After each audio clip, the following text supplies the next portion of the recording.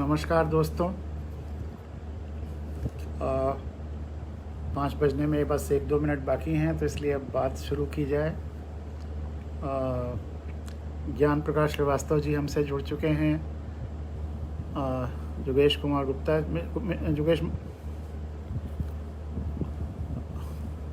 मुकेश गुप्ता जी जुड़ चुके हैं।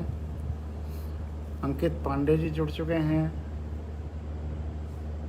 धर्मेंद्र पांडे जी को जुड़ चुके हैं। इन सबको बहुत बहुत नमस्कार। और पिछले 3 दिनों के प्रोग्राम का असर ये हुआ है कि बहुत सारे लोग अब देखना चाहते हैं, जुड़ना चाहते हैं, और प्रोग्राम लोगों को बहुत पसंद आ रहा है, और ये बड़ी खुशी की बात है। मैंने जिस कहा था, विजय शंकर दुबे जी जुड़ चुके हैं। नमस्कार दुबे जी। उन्होंने वेव भी किया है, हम भी उनको अपनी तरफ से वेव कर रहे हैं।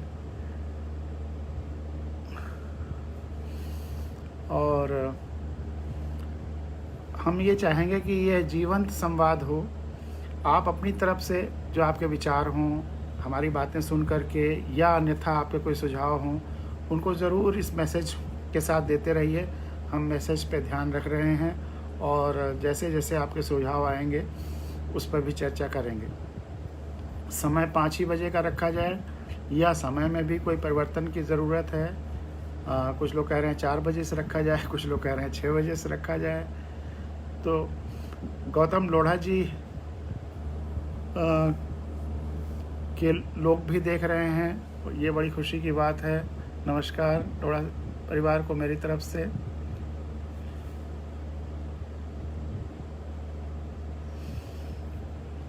अंकुश शर्मा जी देख रहे हैं, प्रोग्राम में आ गए हैं, उनको भी स्वागत है, नमस्कार। तो सुझावों की बात हो रही थी, तो आप इस पे विचार करिएगा, और जो आपके मन में सुझाव हों उसको ज़रूर दीजिएगा।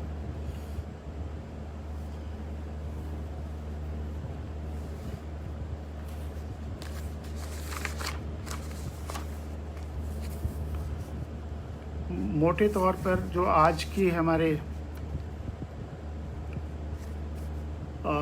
रूपरेखा है आज के प्रोग्राम की, उसमें एक कहानी सुनाएंगे, लोक कथा, जो बचपन में मैंने अपने गांव में सुनी थी, लेकिन वह लोकतंत्र की, पूरे दुनिया में लोकतंत्र की जननी है। अपरम्य मिश्रा जी जुड़ गए हैं, उनको भी नमस्कार। राम गोपाल तिवारी साहब आ गए हैं, उनको भी बहुत बहुत नमस्कार। तो पूरी दुनिया में ये कहानी फैली हुई है, और ये लोकतंत्र की जननी है, माँ है एक तरह से ये कहानी। जब दुनिया में तमाम तरह तरह की तानाशाहियाँ थीं, कबीलाई संस्कृति थी। अरुण चौबे जी भी जुड़ गए हैं, उनको भी नमस्कार, बहुत बहुत बधाई, धन्यवाद। तो जब ये कबीलाई संस्कृति थी, कबीला के हेड हुआ करते थे, बाद में राजा होने लगे, ये सब जब थी परंपराएं या व्यवस्थाएं, उस समय भी आम आदमी की शक्ति को, पब्लिक की शक्ति को, लोकतंत्र को अपने में बचाए रखती है वो कहानी, और वो दुनिया की सबसे बड़ी कहानी है। भले ही आपने सुनी होगी उस कहानी को, हमने भी बचपन में सुनी तो यूं ही एक छोटी सी कहानी लगी, लेकिन वह दुनिया की सबसे बड़ी कहानी है। इसलिए संविधान के आगे और चर्चा करने के पहले वह कहानी हम लोग ज़रूर चर्चा करेंगे। हमारे बहुत सारे मित्र वो कहानी सुन चुके हैं, मेरे द्वारा या अपने परिवार में अपने द्वारा। कौशलेंद्र सिंह जी आ गए हैं, उनको बहुत बहुत धन्यवाद। सुरेश यादव जी आ गए हैं। बहुत खुशी की बात है कि आज बहुत ढेर सारे लोग जुड़ते जा रहे हैं इतने जल्दी।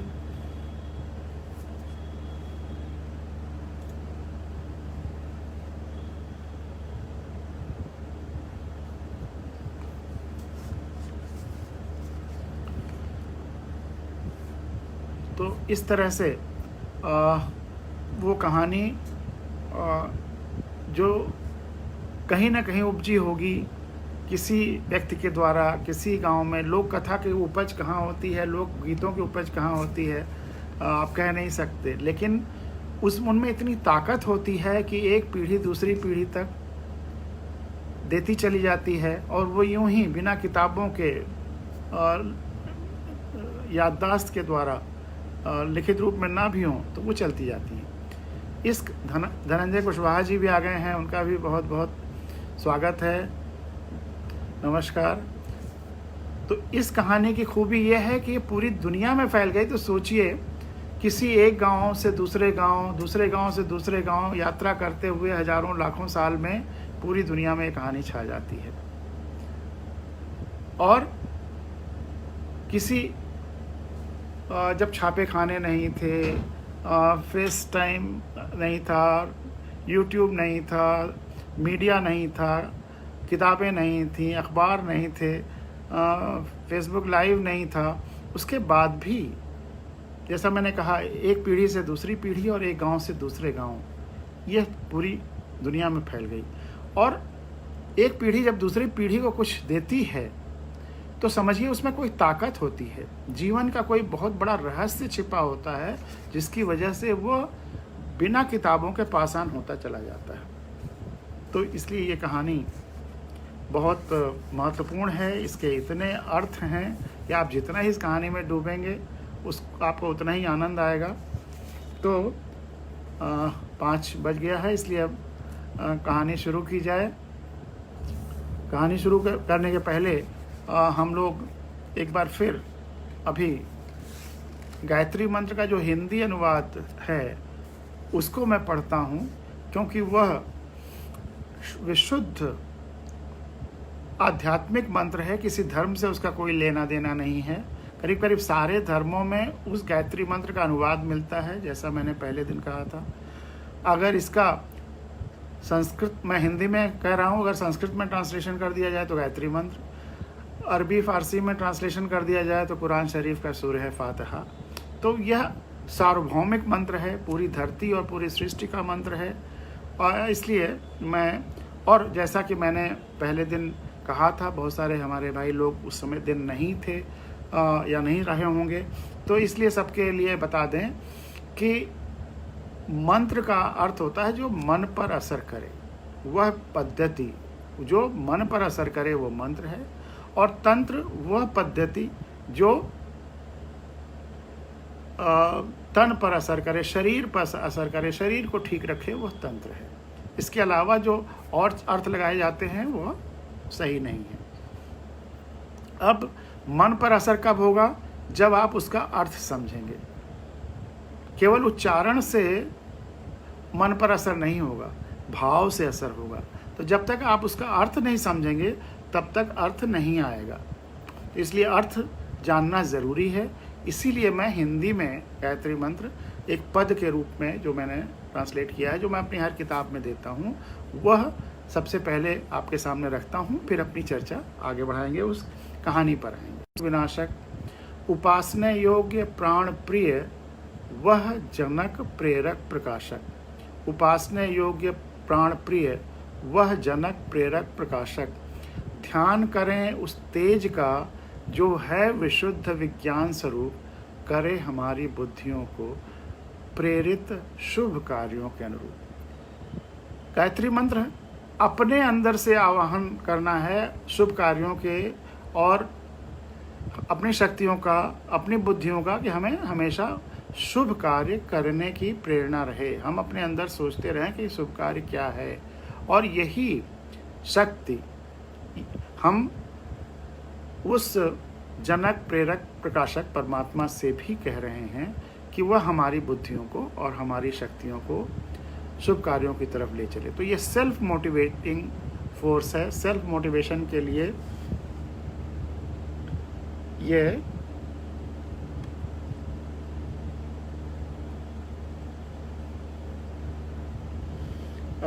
मंत्र है।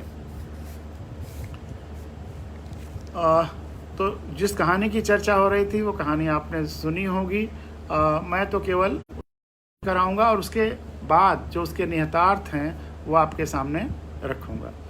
कुंवर वीरेंद्र प्रताप सिंह जी आ गए हैं, उनको भी नमस्कार, बहुत बहुत धन्यवाद इस पर चर्चा को ज्वाइन करने के लिए। और जैसा कि मैंने कहा कि आप लोगों की विचारों का स्वागत रहेगा, आप लोगों के सुझावों का स्वागत रहेगा। और जो मैं कह रहा हूँ आंख मूंद करके उसे नहीं मानना है, उस पर अपने चिंतन को भी बताना है, खुल करके रखना है, क्योंकि पूरा हमारा अभियान ही यही है कि अपदीपो भव, हमको अपने मार्गदीप खुद बनना है। और किसी को फॉलो हम तभी करें या किसी की बात को तभी माने जब अपने अंदर उसका पूरा परीक्षण कर लें। जब तक वो नहीं करेंगे तब तक कहीं ना कहीं भटक जाने की पूरी संभावना रहेगी।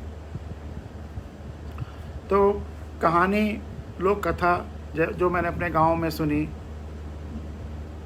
आपने भी सुनी होगी। 2 चिड़िया थी, तोता मैना, जैसा मैंने अपने गांव में सुना। आप चिड़िया का नाम बदल सकता है, कहीं कहीं और एलिमेंट्स जो आए हैं वो बदल सकते हैं। बचपन में मैंने अपने गांव में एक कहानी सुनी थी, लेकिन बाद में मुझे रूसी भाषा में यही कहानी मिली, अरबी भाषा में यही कहानी मिली, दक्षिण भारत की भाषाओं में यही कहानी मिली और आदिवासी क्षेत्रों की भाषाओं में भी यही कहानी मिली। तो एक कहानी, जैसा कि मैंने कहा, पूरी दुनिया में फैल गई है। सोचिए इसमें कितनी आंतरिक शक्ति होगी। दरअसल ये लोकतंत्र की माँ है। तो जैसा मैंने सुना, 2 चिड़ियाँ थी, तोता मैना, बहुत भूखे थे, बहुत ढूंढने पे उन्हें एक दाल का दाना मिलता है। वह न्यायपूर्वक सोचते हैं कि इस दाल के दाने को आधा आधा कर लें। आधा आधा करने के लिए वो उसे एक खूंटे से रगड़ते हैं। खूंटे से रगड़ने से वह दाल का दाना टूट तो जाता है, लेकिन उसमें कोई खूंटे में दरार वगैरह रही होगी, जैसे वो दाल का दाना उसमें फंस जाता है। तब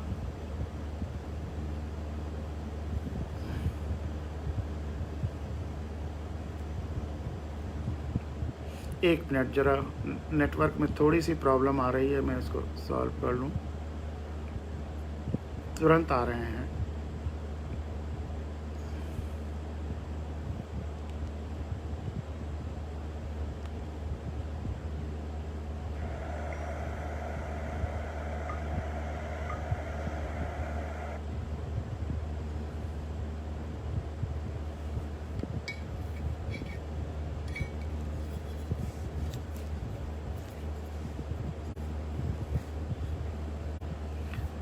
तो उसमें कोई दाल का दाना, उसके खूंटे में कोई दरार वगैरह रही होगी, उसमें फंस जाता है।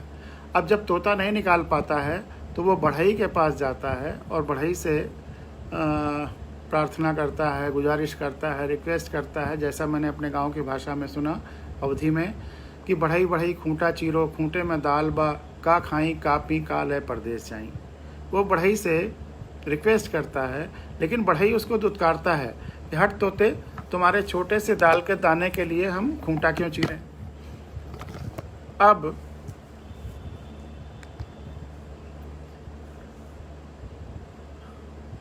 कुछ नेटवर्क में बीच बीच में प्रॉब्लम आ जा रही है, जिसके लिए मुझे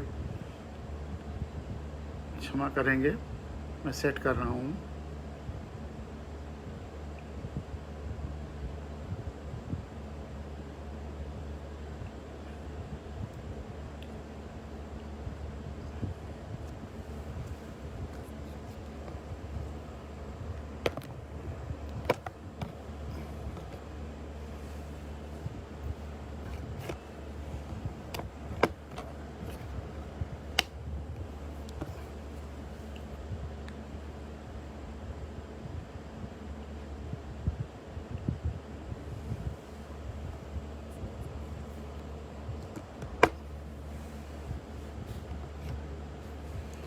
तो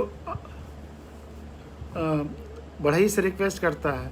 बढ़ई कहता है कि हट तोते, तुम्हारे छोटे से दाल के दाने के लिए हम खूंटा क्यों चीरें। अब तोता राजा के पास जाता है और राजा से कहता है कि राजा राजा, बढ़ई डांटो बढ़ई ना खूंटा चीरे, पूरी बात बताता है, वही बात रिपीट करता है, तो मैं रिपीट क्यों करूं, समय अभी बचाना है। तो लेकिन राजा भी कहता है कि हट तोते, तुम्हारे छोटे से दाल के दाने के लिए हम बढ़ई क्यों डांटें। तब वो रानी के पास जाता है, रानी रानी राजा छोड़ो, राजा ना बढ़ई डांटे, पूरी बात फिर बताता है। तो रानी भी डांटती है, तुम्हारे छोटे से दाल के दाने के लिए हम राजा क्यों छोड़ें। अब वो सांप के पास जाता है, सांप सांप रानी डसो या रानी काटो, पूरी बात बताता है। सांप भी डांटता है, तुम्हारे छोटे से दाल के दाने के लिए हम रानी क्यों डसें। लाठी के पास जाता है, लाठी लाठी सांप मारो, लाठी भी डांटता है। आग के पास जाता है, आग आग लाठी जलाओ, आग भी डांटती है। नदी के पास जाता है, नदी नदी आग बुझाओ, नदी भी डांटती है। हाथी के पास जाता है, हाथी हाथी नदी सोखो, हाथी भी डांटता है। अब जब सबसे निराश हो जाता है, तब तोता, अब उसके पास कोई विकल्प नहीं बचा है, तो अब रोते हुए जा रहा है या उड़ रहा है। उसका रोना एक चींटी सुनती है और चींटी आकर उससे रोने का कारण पूछती है। और जब पूरी बात बताता है तोता, तो चींटी कहती चलो मेरे वश में जितना है उतना मैं करूँगी। और चींटी के वश में क्या है, रेंगना। तो हल्के हल्के रेंगते हुए वो हाथी के सूंड में घुसने लगती है। तब हाथी कहता है, जैसा मैंने अपने अवधी भाषा में उसी वर्ड बता रहा हूँ, कि सूंड में घुसो उसो मत कोई, हम तो नदी सोखब लोई। और जब हाथी नदी सोखने जाता है, तो नदी आग बुझाने को तैयार हो जाती है, आग लाठी जलाने को तैयार हो जाती है, लाठी सांप मारने को तैयार हो जाता है, सांप रानी डसने को तैयार हो जाता है, रानी राजा छोड़ने को तैयार हो जाती है, और राजा बढ़ई डांटने को तैयार हो जाता है। इस तरह से तोते को दाल का दाना मिल जाता है। अब इस पूरी कहानी में देखिए, सबसे ताकतवर कौन है। जब मैं ये कहानी गांव के प्राइमरी स्कूल में दर्जा 1, 2, 3 और छोटी गोल बड़ी गोल के बच्चों में सुनाता हूँ, और उसके बाद जब यही सवाल पूछता हूँ और छोटे छोटे बच्चे, एक दर्जा 1 और उससे नीचे वाले, जोर से चिल्लाते हैं चींटी, तब लगता है कि हाँ, हमारे देश का भविष्य और लोकतंत्र दोनों सुरक्षित है। ऑब्वियस है, बिल्कुल स्पष्ट है कि सबसे ताकतवर चींटी है। अजय खंडेलवाल जी भी हम लोगों से जुड़ गए हैं, बहुत बहुत धन्यवाद। हर्ष सिंह जी भी जुड़ गए हैं, अरुण सिंह जी देख ही रहे हैं, तो बहुत आनंद आ रहा है। आज तरह तरह से सब लोग अलग अलग जगह से जुड़ रहे हैं। तो सबसे ताकतवर है चींटी, और चींटी अपने किस गुण के कारण सबसे ताकतवर है, इस पे गहराई से विचार करिए। अगर आपसे पूछें कि चींटी इन सब पर अपने किस गुण के कारण भारी है, तो आपके मन में अलग अलग उत्तर आएंगे, कमोबेश सभी सही होंगे, लेकिन जो सबसे उचित उत्तर है और जो वास्तविक उत्तर है, वह है संवेदना। दूसरे के सुख दुख को अपना सुख दुख समझना, जिसकी चर्चा हम लोगों ने पहले दिन भी की थी। तो सबसे बड़ा गुण जो चींटी में था, जिसकी वजह से वो सबसे शक्तिशाली हुई, वो है संवेदना, दूसरे के सुख दुख को समझने की क्षमता। दूसरे समवेदना मतलब जब सामने वाले की वेदना को हम अपनी वेदना मानते हैं, तो ये होता है समवेदना। और सबके पास तोता गिड़गिड़ाते हुए गया था, किसी ने उसकी वेदना को नहीं समझा, सबने उसके दुख काट दिया। लेकिन चींटी में इतनी संवेदना हुई कि वह खुद आकर तोते से रोने का कारण पूछ रही है। और जब तोते ने अपनी बात बताई, अपने दुख बताया, तो उसके वश में जितना था उतना किया। अगर उसके वश में छोटा सा रेंगना ही था, छोटी सी शक्ति थी, केवल रेंगना, और वो पूरे संवेदना के साथ रहेंगी तो पूरी व्यवस्था जो अक्रियाशील थी वो क्रियाशील हो गई। पूरी व्यवस्था जो काम नहीं कर रही थी काम करने लगी और तोते को दाल का दाना मिल जाता है। तो अब ये गहराई से सोचने की बात है कि ज्ञान बल, धन बल, बाहुबल, संसाधन के बल, इन सब में इस कहानी में जो एलिमेंट्स हैं वो सब चींटी से भारी रहे होंगे। राजा, रानी, आग, सांप, सब, लेकिन किसी में संवेदना का बल नहीं था। किसी में उस तोते के दुख दर्द को अपने दुख दर्द जैसा समझने की ताकत नहीं थी, जिसके कारण किसी ने उसके लिए कुछ नहीं किया। लेकिन चींटी में उसको रोते देखकर खुद इतना संवेदना हुई कि आकर रोने का कारण पूछा, और फिर जब कारण जान लिया तो जितना उसके वश में था उतना किया। अगर चींटी तोते के दुख का कारण जानने के बाद वापस चली जाती तो क्या यह संवेदना होती? तब यह संवेदना नहीं, महज उत्सुकता होती।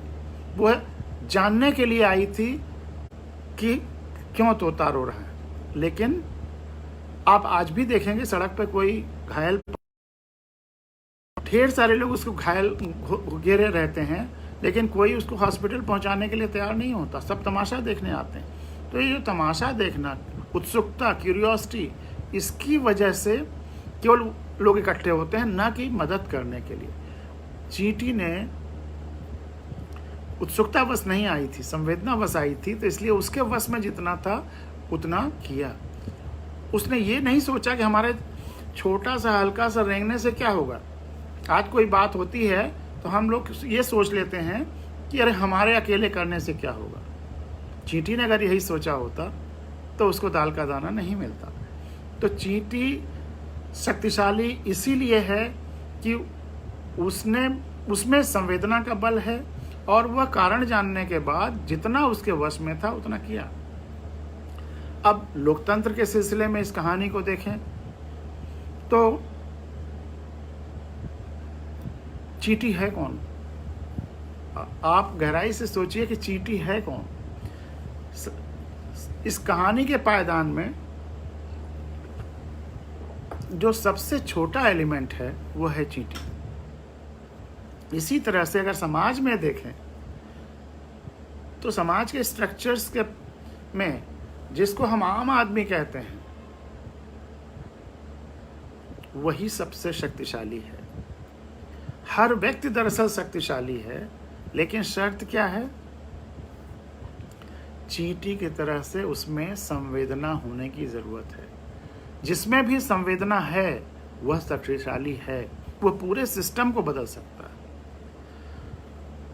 और लोकतंत्र के लिए ये कहानी इसीलिए और सबसे ज़रूरी हो जाती है कि यह लोक की, आम आदमी की शक्ति को निरूपित करता है कि राजा, रानी, इन सब बड़े बड़े एलिमेंट से भारी है आम आदमी, लेकिन उसको अपनी शक्ति को पहचानना होगा और चींटी बनना होगा, संवेदना के साथ काम करना होगा।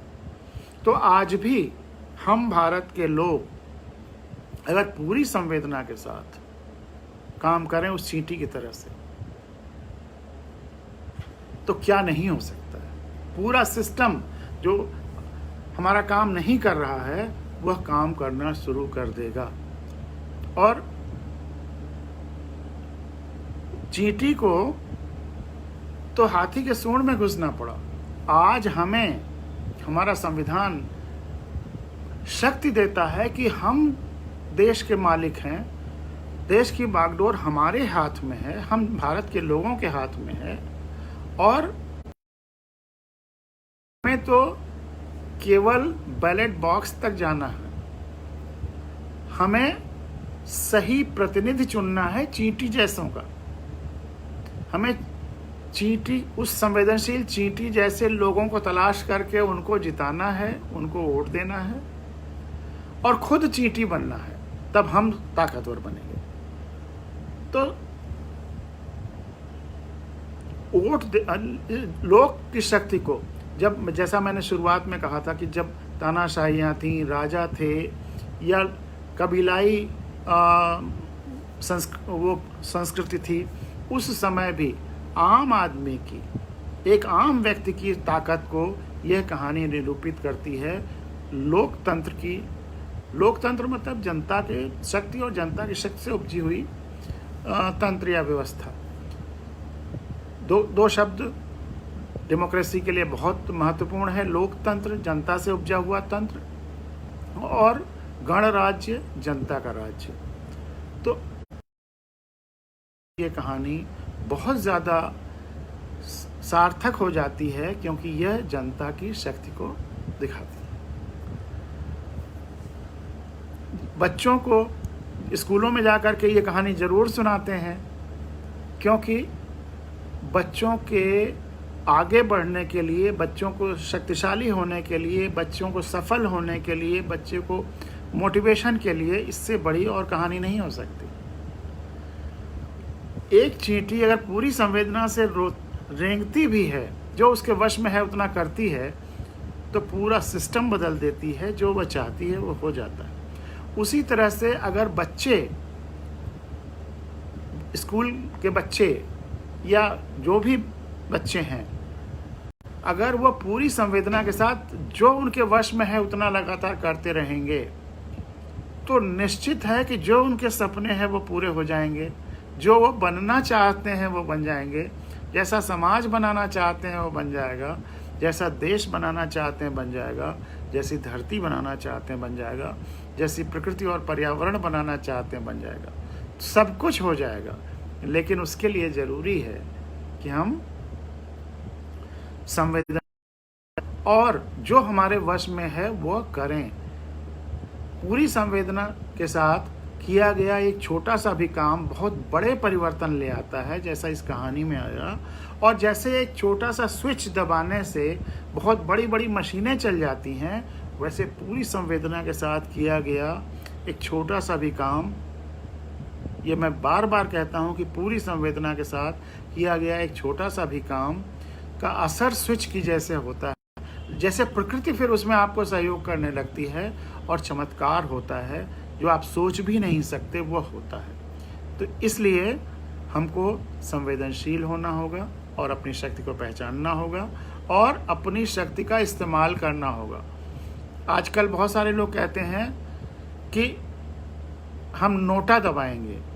बड़ा आश्चर्य है कि कहाँ शक्ति के इस्तेमाल करने की बात कही गई है, और आप यहाँ पर अपने शक्ति की आत्महत्या करेंगे, आत्मघात करेंगे।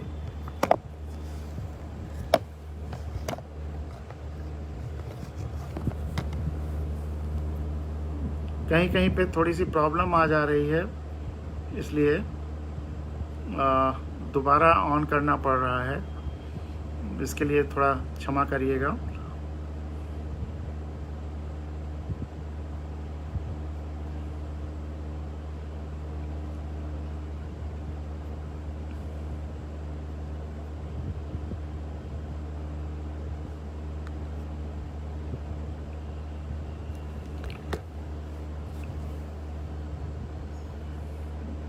नेटवर्क में कहीं थोड़ी थोड़ी प्रॉब्लम आ रही है।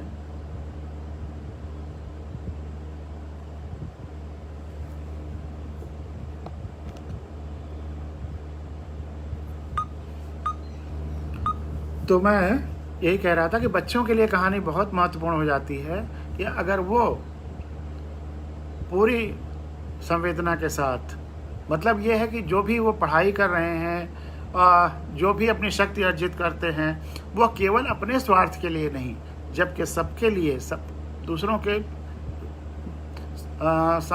सबके लिए, मतलब समाज के लिए, प्रकृति के लिए, तभी तो संवेदना का विस्तार हुआ।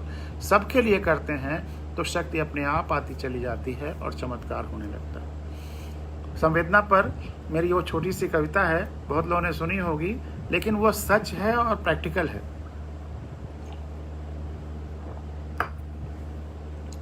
बचेगा आदिवासी ही भविष्य का धर्म। कविता का शीर्षक है भविष्य का धर्म। बचेगा आदिवासी ही, बचेगा ग्रामवासी ही, क्योंकि उसने प्रकृति को चुना है, ईश्वर को चुना है।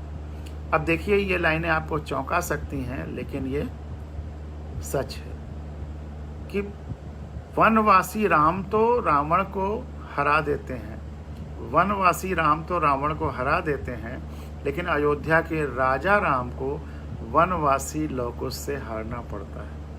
वनवासी राम तो रावण को हरा देते हैं, लेकिन अयोध्या के राजा राम को वनवासी लवकुश से हारना पड़ता है। निश्चय ही जीतेगा वन ही, बचेगा वनवासी ही, और पर्यावरण संतुलन और सर्वव्यापी संवेदना ही होगा भविष्य का धर्म, और सर्वव्यापी संवेदना ही होगा भविष्य का धर्म। जब साउथ में सुनामी आई थी तो चेन्नई से और अदरवाइज़ भी बहुत सारे जगहों से लोगों ने मुझे फ़ोन करके कहा कि पांडे जी, आपकी इस कविता का प्रैक्टिकल डेमोन्स्ट्रेशन भी हो गया। जिन जिन एरियाज़ में सुनामी आई वहाँ जो टूरिस्ट थे वो तो सब ख़त्म हो गए, लेकिन जो आदिवासी थे वो नहीं, क्योंकि जब हम सबके साथ संवेदना में रहते हैं तो सब हमसे जुड़ाव में रहते हैं और हमें संकेत मिल जाता है। तो जितनी ही हमारी संवेदना फैलेगी, बढ़ेगी, सबके साथ जुड़ेगी, उतना ही सबसे हमें मदद मिलेगी, संकेत मिलेगा और सुरक्षा मिलेगी। तो संवेदना का फैलाव ही हमें बड़ा बनाता है। पर्सनालिटी डेवलपमेंट के बहुत बड़े बड़े कोर्सेज होते हैं, लेकिन सबसे बड़ा पर्सनालिटी डेवलपमेंट का सूत्र यही है कि आपके संवेदना का विस्तार जितना होगा, आपकी पर्सनालिटी उतनी ही बड़ी होगी। तो राम जब वनों में थे, जब उनकी संवेदना का विस्तार इतना था, पेड़ पौधे, वनस्पतियां, जीव जंतु, भील, कोल, करात, मतलब जितने, और ऋषि मुनि जितने थे, जब वो सबसे जुड़े हुए थे तो उस समय की महाशक्ति रावण को हरा पाए।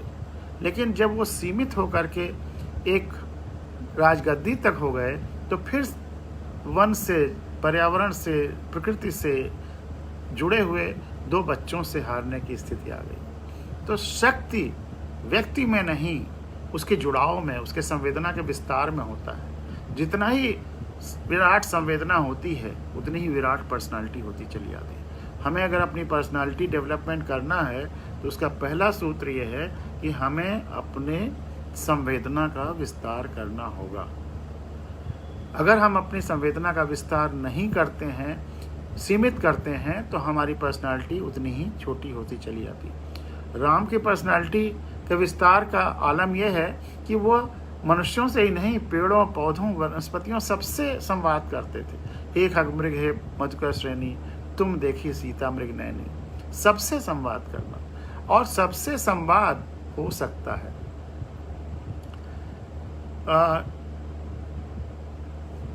इसमें एक और बड़ी मजेदार बात है, बहुत सारे लोग भाषा को लेकर के लड़ाई करते हैं कि ये भाषा होनी चाहिए, वो भाषा होनी चाहिए, या हमारी भाषा ये है।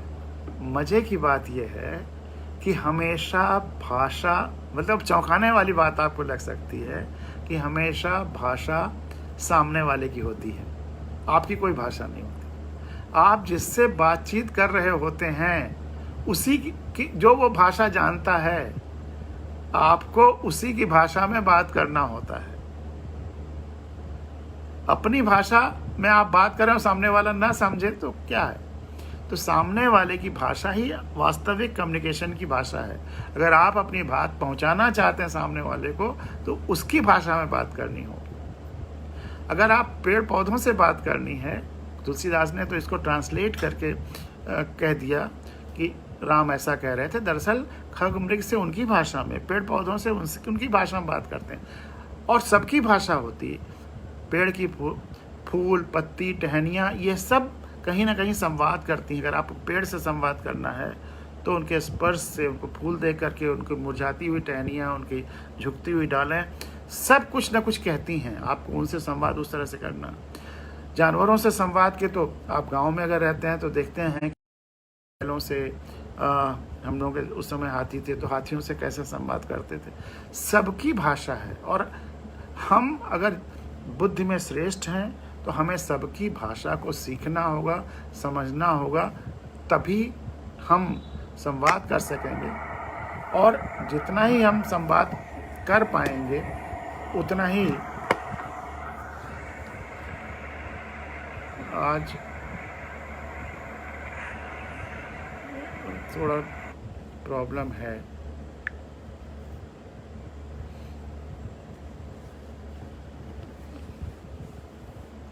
तो इसलिए संवाद दूसरे की भाषा में होगा, और हम जितनी ज़्यादा से ज़्यादा भाषाएं समझ लें, हमारा संवाद उतना ही विराट हो जाएगा। हमारी पर्सनालिटी को विराट करने में हमारी भाषाओं का ज्ञान भी ज़रूरी है। वैसे जब आप संवेदनशील होंगे तो बहुत सारे बातें आप बिना भाषा के केवल भाषातीत कम्युनिकेशन भी कर लेंगे, लेकिन भाषा भी मदद करती है संवेदना में, और भाषा हमेशा अगले की होती है। तो ये बहुत महत्वपूर्ण है सूत्र कि हमें ज़्यादा से ज़्यादा भाषाएं जानना चाहिए, और भाषाओं का भी विस्तार और अपनी संवेदनाओं का भी विस्तार करते चलना है। अब आज संविधान में मूल कर्तव्यों पर, फंडामेंटल ड्यूटीज़ पे चर्चा करने की बात हमने सोची थी। आप और कुछ अगर चर्चा करना चाहते हैं संविधान के किसी और पहलू पर तो उस पर भी कर सकते हैं, लेकिन मूल कर्तव्यों पर, फंडामेंटल ड्यूटीज़ पे हम आज चर्चा विशेष रूप से करना चाहेंगे, क्योंकि किसी को अपना अधिकार तभी मिलेगा जब कर्तव्य कर रहा होगा। सतीश अग्रवाल जी ने ज्वाइन किया है, उनको नमस्कार। लक्ष्मी जी ने ज्वाइन किया है।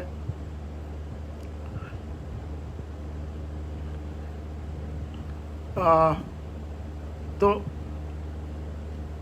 अगर हर व्यक्ति अपना अपना कर्तव्य करने लगे तो हर व्यक्ति को अपना अपना अधिकार मिल जाएगा। तो हिंदुस्तान के संविधान के जो मूल कर्तव्य हैं, आज हम उस पर चर्चा करेंगे।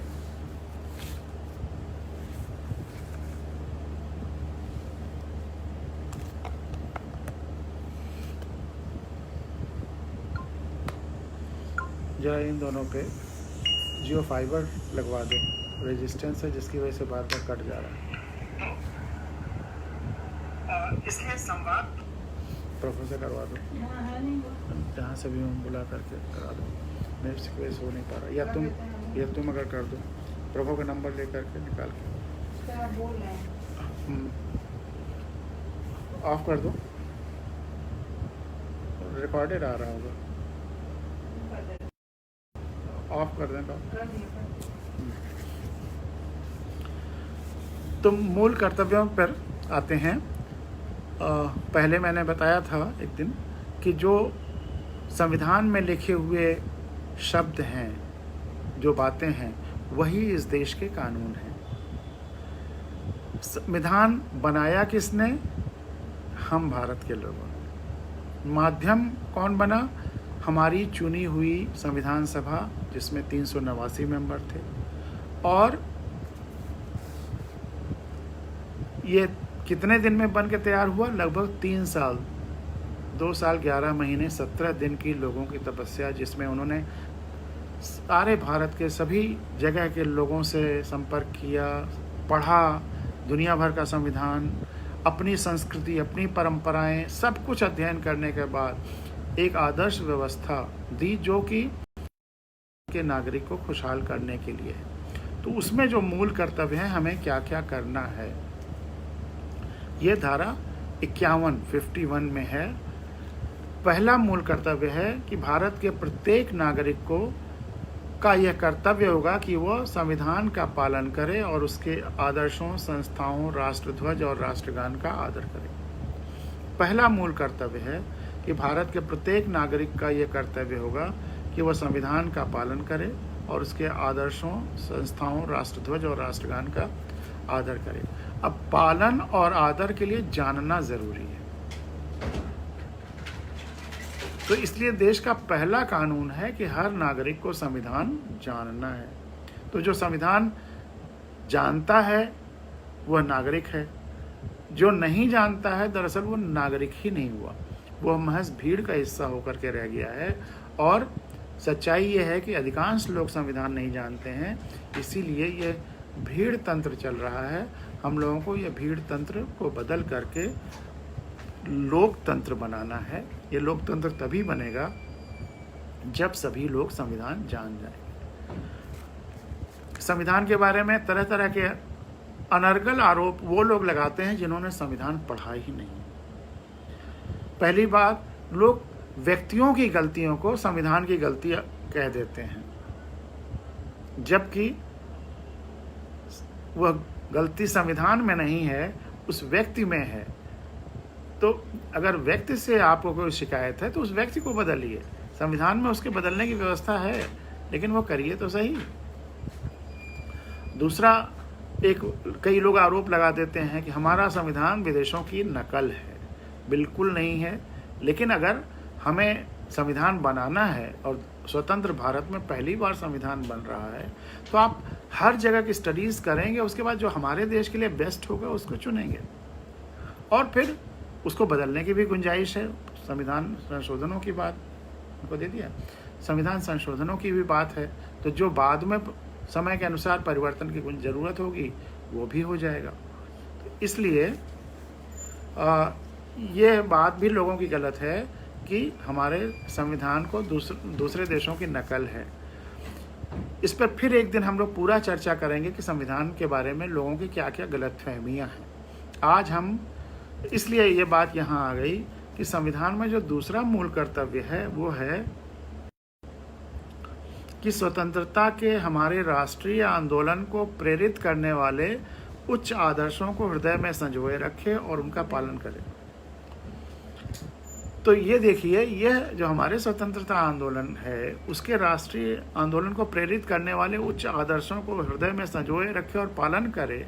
वह राष्ट्र प्रेम की भावना जिसके लिए उन शहीदों ने अपने जान की बाजी लगाई थी, उनके क्या आदर्श थे, क्या चाहते थे उस देश से, वह अपने मन में उतारें और उस अनुरूप देश को बनाएं।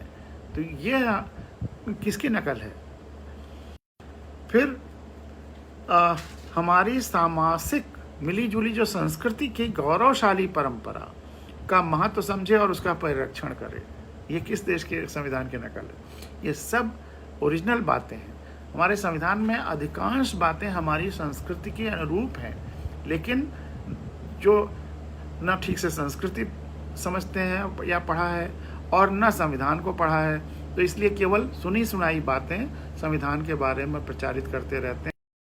एकदम गलत है। संविधान उस देश के उस समय आज़ादी के जस्ट बाद उस परिस्थिति में जो जितना अच्छे से अच्छा संविधान बन सकता था वह बनाया गया था, और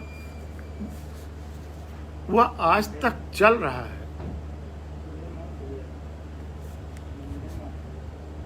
क्या हो गया?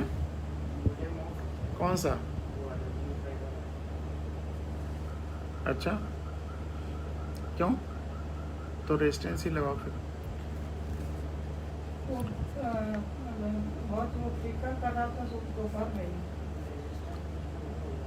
नहीं तो वो क्या ऑफ हो गया है? मतलब बिजली का ऑफ किया है कि वैसे ऑफ हो गया है?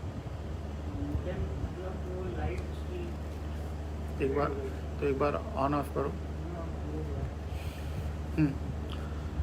तो भारत अगला मूल कर्तव्य भारत की प्रभुता, एकता और अखंडता की रक्षा करे और उसे अक्षुण्ण रखे। फिर ये बहुत महत्वपूर्ण है, और ये मीडिया के लिए विशेष रूप से मैसेज है और आम आदमी के लिए तो है ही, कि भारत के सभी लोगों में समरसता और समान भ्रातृत्व की भावना का निर्माण करे, जो धर्म, भाषा और प्रदेश या वर्ग पर आधारित सभी भेदभाव से परे हों। ऐसी प्रथाओं का त्याग करे जो स्त्रियों के सम्मान के विरुद्ध है। तो ये सबकी जिम्मेदारी दी गई है कि समरसता और समान भ्रातृत्व की भावना का निर्माण करे और धर्म, भाषा और प्रदेश या वर्ग पर आधारित सभी भेदभाव से परे हो, यह कहा गया है।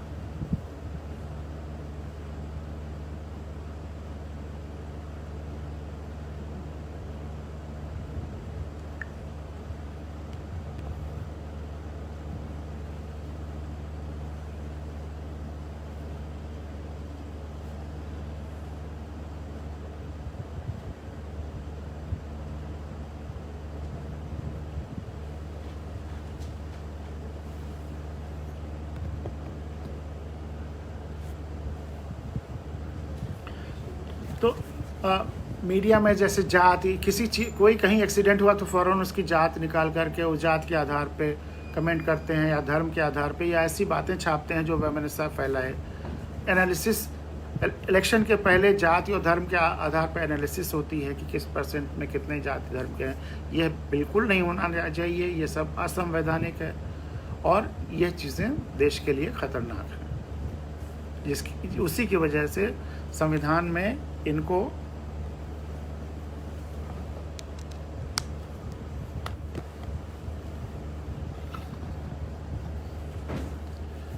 पहले से ही फंडामेंटल ड्यूटीज़ में डाल दिया गया है। लेकिन ये दुर्भाग्य है कि जब सरकारें खुद जाति धर्म के आधार पर बनती हैं, चुनाव में वो मुद्दा बनाया जाता है, तो संविधान के इन बातों को ध्यान में लोग नहीं रख रहे हैं। अब इसको अमल में लाने की जिम्मेदारी और अमल कराने की जिम्मेदारी हम भारत के लोगों की है। व्यवस्थाएं तो इसको तोड़ करके उसका फ़ायदा ले रही हैं, और अगर हम भारत के लोगों को खुशहाल होना है तो हमें संविधान को अक्षरशः पालन करना और कराना होगा, तभी पूरे देश में खुशहाली हो पाएगी। अगला, प्राकृतिक पर्यावरण की झील, नदी और वन्य जीव हैं, रक्षा करे और उनका संवर्धन करे तथा प्राणी मात्र के प्रति दया भाव रखे। इकोलॉजी, पर्यावरण, हमारा संविधान पर्यावरण शास्त्र भी है।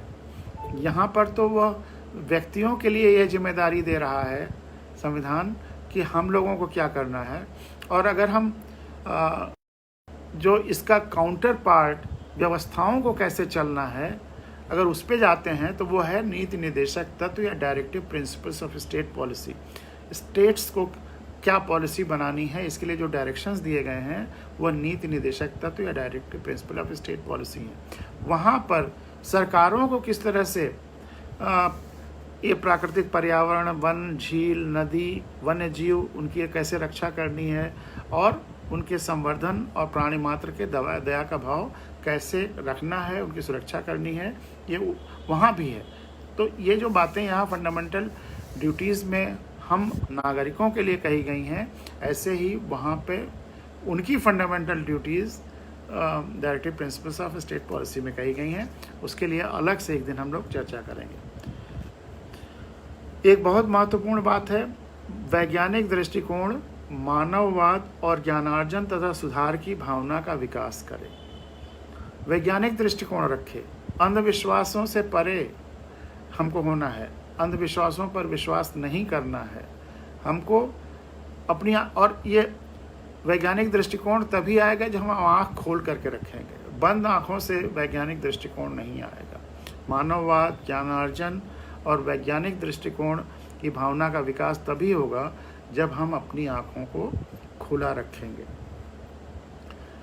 आँखों को खुला रखना बहुत ही ज़रूरी है, क्योंकि जो वैदिक मंत्र है तमसो माँ ज्योतिर्गमय, अंधेरे से हमें प्रकाश की तरफ जाना है।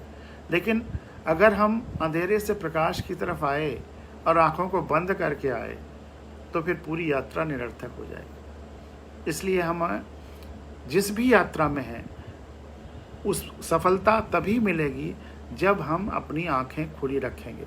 सुनी सुनाई बातों पर पहले प्रयोग करके अपनी आँखों से उस पर, आजकल सबसे बड़ा ख़तरा ये हो गया है कि लोग अपनी आँखें बंद करके मीडिया की आँखों से सब कुछ देखने लगें या अफवाहों की आँखों से देखने लगें। बड़ी ख़तरनाक स्थिति है। इससे बचने का एकमात्र उपाय है कि हम अपनी आँखों से देखें। बुद्ध ने जो कहा था, अप दीपो भव, अपने प्रकाश स्तंभ खुद बनो, अपने दीप खुद बनो। अपनी आँखों से, अपने अनुभवों पे, अपने अनुभवों को ज़्यादा महत्व दो वनस्पत सुनी सुनाई बातों से। मेरी कविता है गांधारी, खुली आँखें रखने की बहुत ज़रूरत है। और अगर हम खुली आँखें नहीं रखेंगे तो तमाम सारे खतरों में फंस जाएंगे। तो वो कविता गांधारी मैं आपके सामने ज़रूर आज रखना चाहूँगा, क्योंकि खुली आँखों का महत्व उस कविता में बहुत स्पष्ट दिखाया गया है। भले ही वह थोड़ा परंपरा से अब अलग हटने की बात है, और जहाँ हमें परंपरा और विज्ञान में कॉन्फ्लिक्ट दिखे, वहाँ हमेशा विज्ञान को आधार बनाना है। अगर कहीं किसी धर्म में या व्यवस्था में ये परंपरागत बात रही हो कि धरती फ्लैट है, समतल है, लेकिन अगर विज्ञान कहता है कि धरती गोल है, तो हमें धरती गोल ही मानना पड़ेगा। वह जो परंपरा है उसको त्यागना पड़ेगा। फिर वो अंधविश्वास हो। ऐसी सारी परंपराएं जो सत्य पर आधारित नहीं हैं वो त्याज्य हैं। और विज्ञान का अर्थ लोग गलत समझते हैं कि केवल फिजिक्स या केमिस्ट्री या गुणा भाग ही विज्ञान है। विज्ञान का सच अर्थ ये है कि संपूर्ण सृष्टि को समझने की जो प्रक्रिया है, सत्य को समझने की जो प्रक्रिया है, वह विज्ञान है। तो वैज्ञानिक दृष्टिकोण बहुत छोटा शब्द नहीं है, ये बहुत बड़ा शब्द है। संपूर्ण पूरी रियलिटी को, पूरे सत्य को समझने की जो प्रोसेस है वह विज्ञान है। और विज्ञान में उसके 3 आधार बहुत बड़े हैं: रिलायबिलिटी, वैलिडिटी एंड रिपीटेबिलिटी। वो चीज़ कितनी रिलायबल है, वैलिड है, हम अकेले नहीं, कोई और भी वही चीज़ प्रयोग करे तो उसे वही दिखाई देगा। और अगर अलग अलग लोग अलग अलग तरह से देख रहे हैं तो ये फिर वैज्ञानिक नहीं हुआ, वो सब्जेक्टिविटी हुई। सूरज को पूरी धरती के 700-750 करोड़ लोग देखें तो एक ही तरह पाएंगे। चंद्रमा को पूरे सारे लोग देखें तो एक ही, तभी समझ में आएगी जब वह वैलिड होगा और हर आदमी उसको वैलिडेट करेगा, तब वो वैलिड होगा। तो रिलायबिलिटी, वो कितनी रिलायबल है, विश्वसनीय है, कितना वैलिड है। एंड रिपीटेबिलिटी, हम अगर आज वो अनुभव कर रहे हैं और कल कम से कम 3 बार तो उस अनुभव का रिपीट होना ही है। वैसे वह हमेशा वही, वो चीज़ हम करें तो उसका रिजल्ट वही बार बार आना चाहिए, रिपीटेबिलिटी होनी चाहिए। तो वैज्ञानिक दृष्टिकोण रखने की बात हमारा संविधान कहता है। तो मैं आंखें, और उसके लिए आंखें खुली रखना पहली शर्त है। और वो आंखें खुली रखने पर ये गांधारी कविता मैं आज आपको सुना रहा हूँ। एक सेकंड, फिर क्षमा, आज थोड़ा नेट परेशान कर रहा है, इसलिए आप लोगों को बार बार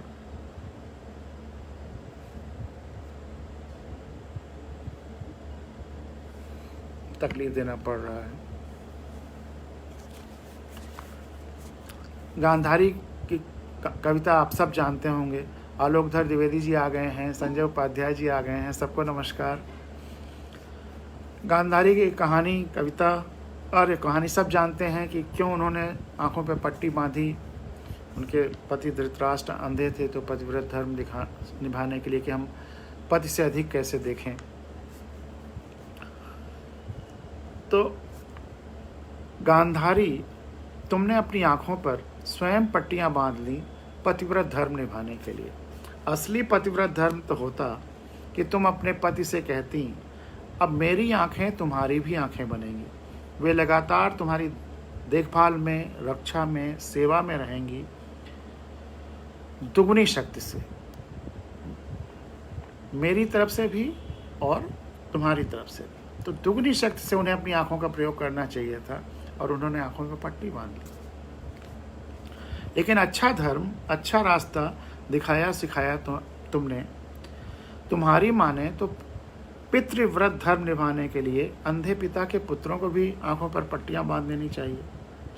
राज्य धर्म निभाने के लिए अंधे राजा की प्रजा को भी आंखों पर पट्टियां बांध लेनी चाहिए। अच्छा, चलो मान भी लें कि अति भावुकता में तुमने बांध ही ली आंखों पर पट्टियां कि तुम पति से अधिक कैसे देखती, कि तुम अपने पति से अधिक कैसे देखती, पति के अहंकार को, श्रेष्ठता के एहसास को चोट नहीं पहुंचाना चाहती थी। लेकिन फिर यह झूठा भ्रम और प्रचार, इस झूठे भ्रम और प्रचार ने मुझे बहुत दिनों तक हॉन्ट किया और ये कविता किया। लेकिन फिर यह झूठा भ्रम और प्रचार कि पट्टी बांधे बांधे तुम्हारी आंखों में इतनी शक्ति आ गई है कि तुम जिसे भी देखोगी वह फौलाद का हो जाएगा, इस झूठे भ्रम और प्रचार को क्या कहेंगे। कोई कुछ भी कहता, जमाना कुछ भी कहता, एक माँ होकर भी तुम्हें यह कैसे विश्वास हो गया कि, क्योंकि माँ सारे अवतारों से बड़ी है, सारे अवतारों की भी माँ है, सब सारे अवतार। कोई कुछ भी कहता, जमाना कुछ भी कहता, एक माँ होकर भी तुम्हें यह कैसे विश्वास हो गया कि तुम्हारी आंखों में उस माँ की विह्वल आंखों से अधिक शक्ति आ गई, जो लगातार अपने बच्चे को स्नेहिल भोली आंखों से देखती रहती है, दुलारती रहती है और अपनी आंखों से उसकी देखभाल करती रहती है, अपने कर्तव्यों का पालन करती रहती है। तुम्हारा इस झूठे भ्रम और प्रचार में विश्वास कि कर्तव्य पालन की तुलना में कर्तव्य न करने से अधिक शक्ति आ जाती है, भविष्य में कितना नुकसानदेह हुआ है तुम सोच भी नहीं सकते। तुम्हारी देखा देखी आज भी अनगिनत लोग अपनी अपनी आंखों पर तरह तरह की पट्टियां बांधे बैठे हैं, अंधविश्वासों की पट्टी, नाम और विशेषणों की पट्टी, दुराग्रहों पूर्वाग्रहों की पट्टी, समूह भीड़ समुदाय की पट्टी, लोभ लाभ और विज्ञापनों की पट्टी। सबसे खतरनाक पट्टी है विज्ञापनों की पट्टी। सुबह से शाम तक एक झूठ देखते रहिए और रात तक विश्वास करके उस पर सो जाइए, और जो भविष्य होगा वो तो होगा ही। भीम सिंह गिल जी आ गए हैं। नमस्कार भीम सिंह जी, बहुत बहुत स्वागत है। लोभ लाभ और विज्ञापनों की पट्टी, इस भ्रम में कि फर्ज और धर्म भी निभ रहा है और लगातार शक्ति भी अर्जित होती जा रही है, भला ऐसा संभव है? वह तो भला हो कृष्ण का कि उन्होंने तुम्हारे भ्रम की लाज रख ली, अन्यथा यदि वे आनंद किशोर जी, श्री राम सिन्हा जी ने अभी ज्वाइन किया है, उनको बहुत बहुत नमस्कार। तो वह तो भला हो कृष्ण का कि उन्होंने तुम्हारे भ्रम की लाज रख ली, अन्यथा यदि वे तुम्हारे पुत्र दुर्योधन को लंगोट न पहनाते और तुम देखती अपने पुत्र दुर्योधन का संपूर्ण निर्वस्त्र शरीर, और फिर भी उसका शरीर वैसे ही विखंडित हो जाता जो कि होना ही था, तो फिर तुम्हारी पट्टी कथा को कब का विराम लग गया होता। रही बात पतिव्रत धर्म की, तो आंखों पर पट्टियां बांधकर तुमने आजीवन पतिव्रत धर्म निभाया, खूब पुण्य कमाया, लेकिन क्या मिला तुम्हें? इतने पुण्य का क्या प्रताप या प्रभाव रहा? तुम, तुम्हारा परिवार, पति, पुत्र, परिजन, क्या कोई सुखी हुए? फिर ऐसे व्रत और इतना पुण्य कमाने का फायदा? डॉक्टर जितेंद्र यदुवंशी जी ने किया है, उनको नमस्कार, उनका स्वागत है। अब इस कविता का आखिरी स्टैंजा। आंखों पर पट्टियां बांधने से शायद पतिव्रत धर्म तो निभ ही गया हो, लेकिन क्या इससे शायद पतिव्रत धर्म निभ गया हो, लेकिन क्या इससे पुत्रों प्रपौत्रों के पालन पोषण में पुत्र धर्म निभाने में बाधा नहीं आई, राज धर्म निभाने में बाधा नहीं आई, प्रकृति धर्म निभाने में बाधा नहीं आई? क्या पुत्र धर्म, राज धर्म, प्रकृति धर्म पतिव्रत धर्म का हिस्सा नहीं है? क्या धर्म को टुकड़ों टुकड़ों में बांटा जा सकता है? काश तुम विराट अविभाज्य धर्म का मर्म समझ पाती, काश तुम विराट अविभाज्य धर्म का मर्म समझ पाती। और आखिरी लाइन है, वैसे सारे धर्म निर्वहन का जिम्मा क्या तुम्हारा ही था? सारे धर्म निभाने का जिम्मा क्या तुम्हारा ही था? क्या धृतराष्ट्र का कोई धर्म नहीं था? धृतराष्ट्र को भी तो पत्नी व्रत धर्म निभाने के लिए, पुत्र धर्म, राज धर्म, प्रकृति धर्म निभाने के लिए आदेश देना चाहिए था तुम्हें कि तुम अपने आंखों की पट्टियां खोल दो, कि तुम अपने आंखों की पट्टियां खोल दो। तो इसलिए हमारा संविधान जब ज्ञानार्जन की बात करता है और वैज्ञानिक दृष्टिकोण के साथ ज्ञानार्जन की बात करता है, तो वह सारे अंधविश्वासों से मुक्त होने की बात करता है, अपनी आंखों पर विश्वास करने की बात करता है, आंखें खोल करके रखने की बात करता है, और वहीं पर यह गांधारी कविता रेलिवेंट हो जाती है। और जैसा मैंने शुरू में कहा कि अगर हमने वैदिक उस मंत्र को तमसो मा ज्योतिर्गमय के पालन में अंधेरे से प्रकाश की तरफ आए और आंख बंद करके आए या आंख पे पट्टी बांध के आए, तो पूरी यात्रा निरर्थक हो गई। तो हमें अपनी यात्रा सार्थक करनी है, लोकतंत्र की यात्रा सार्थक करनी है, लोकतंत्र को सफल करना है। इसलिए आँख खोल कर रखना होगा, हर हालत में आँख खोल करके रखना होगा, क्योंकि वही हमें, देश को, हम सबको बचा सकता है। सबकी आंखें खुली रहनी है। तो ये हम लोग चर्चा कर रहे थे फंडामेंटल ड्यूटीज़ पर, वैज्ञानिक दृष्टिकोण पर। अगला बहुत महत्वपूर्ण है, प्रत्येक नागरिक का कर्तव्य होगा कि वह व्यक्तिगत और सामूहिक गतिविधियों के सभी क्षेत्रों में उत्कर्ष, एक्सीलेंस की ओर बढ़ने का सतत प्रयास करे, जिससे राष्ट्र, नीतीश तिवारी जी, मदन मिश्रा जी ने ज्वाइन किया है, आपको भी नमस्कार, स्वागत है। आप लोग इसी तरह से आते रहेंगे तो हमारा उत्साह बढ़ेगा और ये बात दूर दूर तक जाएगी। तो भारत के प्रत्येक नागरिक का कर्तव्य होगा कि व्यक्तिगत और सामूहिक गतिविधियों के सभी क्षेत्रों में उत्कर्ष, एक्सीलेंस की ओर बढ़ने का सतत प्रयास करे, जिससे राष्ट्र निरंतर बढ़ते हुए प्रयत्न और उपलब्धियों की नई ऊंचाइयों को छू ले। अब देखिए, हम लोग फंडामेंटल ड्यूटीज़ की बात कर रहे थे, कैसे ये इतिहास, भूतकाल, वर्तमान काल और भविष्य को जोड़ता है। कहता है कि अब हमारी जो संस्कृति है, गौरवशाली परंपरा है, उसको हमें अक्षुण्ण रखना है, उसको बरकरार रखना है, इतिहास को ध्यान में रखना है, और वर्तमान में व्यक्तिगत और सामूहिक गतिविधियों में एक्सीलेंस करना है। व्यक्तिगत गतिविधियां हमें अपना ज्ञानार्जन, अपना चिंतन, या हमें अब जो भी अपना व्यक्तिगत कार्य कर रहे हैं उसमें एक्सेल करना है, कम नहीं रहना है, एक्सीलेंट होना है। और सामूहिक गतिविधियां हम परिवार के साथ, ऑफिस में, कार्य में अपने और लोगों के साथ, टीम वर्क या सामूहिक कार्य जहाँ ऐसे भी हैं, चुनाव में हम जो अपने प्रतिनिधि चुनते हैं वह भी सामूहिक कार्य है। तो इन सब में एक्सीलेंस की तरफ जाना है और यह पॉसिबल है। हमारे ख्याल से परसों के हमने जो हमारी बातचीत थी उसमें मैंने कहा था कि यह असंभव नहीं है एक्सीलेंस की तरफ जाना। वह श्लोक भी सुनाया था, वैदिक मंत्र, यह मंत्रम अक्षरो नास्ति न अपि मूलम न औषधम न अपि कोऽपि अयोग्यो पुरुष योजकः तत्र दुर्लभम्। कोई ऐसे अक्षर या ध्वनि नहीं है जिसका मंत्र न बनाया जा सके। राम राम भी मंत्र बनता है और मरा मरा भी मंत्र बन जाता है अगर भाव शुद्ध हो। भाव महत्वपूर्ण है। और न अपि मूलम न औषधम, कोई ऐसी जड़ी वनस्पति है ही नहीं जिसमें औषधि गुण न हो।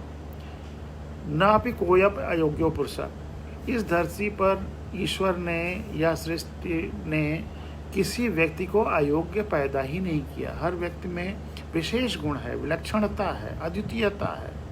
लेकिन योजकः तत्र दुर्लभ, एक ऐसा योजनाकार जो सबके सब गुणों को पहचान करके उसे आगे बढ़ाए, वह दुर्लभ है।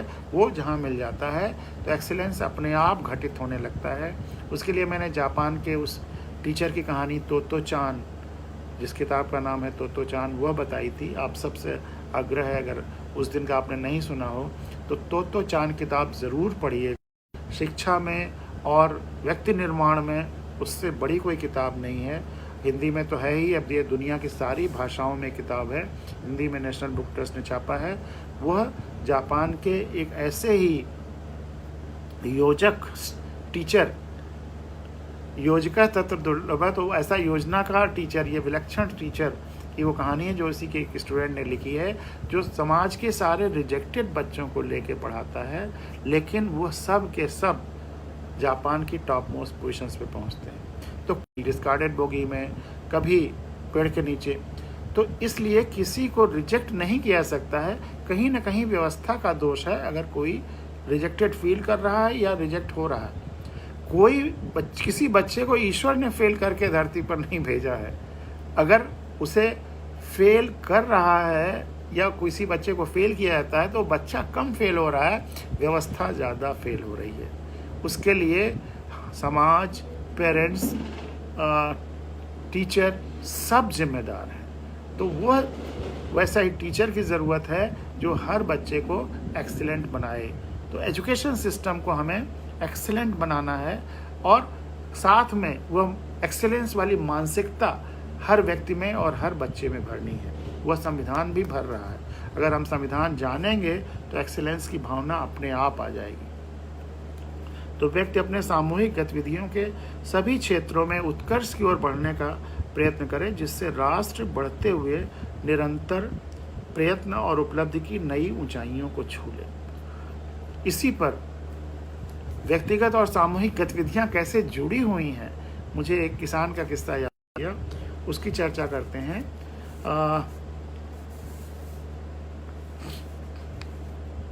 6 बज रहा है। वैसे मैं थोड़ा सा जीवोक्रेसी एक मेरा कॉन्सेप्ट है, टर्म है। जब लोग डेमोक्रेसी की बहुत कमियां बताते हैं कि डेमोक्रेसी में ये कमियां हैं, ये कमियां हैं, ये कमियां हैं, तब फिर उसके बाद मुझे लगा कि ये कमियां क्यों हैं और उस जीवोक्रेसी तक पहुंचा। जैसे पहले राजा थे, फिर डेमोक्रेसी आई, फिर हमको जीवोक्रेसी की तरफ चलना है। कोरोना या इस तरह के जो संकट भी आ रहे हैं वो भी कहीं ना कहीं हमें जीवोक्रेसी की तरफ ले चलने को प्रेरित कर रहे हैं। और जीवोक्रेसी में क्या क्या आ सकता है वो भविष्य की तरफ एक संकेत है, जिस पे चर्चा 2-4 मिनट की अगर आज समय रहा तो करेंगे, नहीं तो कल करेंगे। लेकिन वो किसान का किस्सा बहुत महत्वपूर्ण है, व्यक्तिगत और सामूहिक गतिविधियों के कैसे एक दूसरे को प्रभावित करते हैं। और जब अंधविश्वासों की बात हम लोग कर रहे थे तो अभी एक चीज़ याद आ गई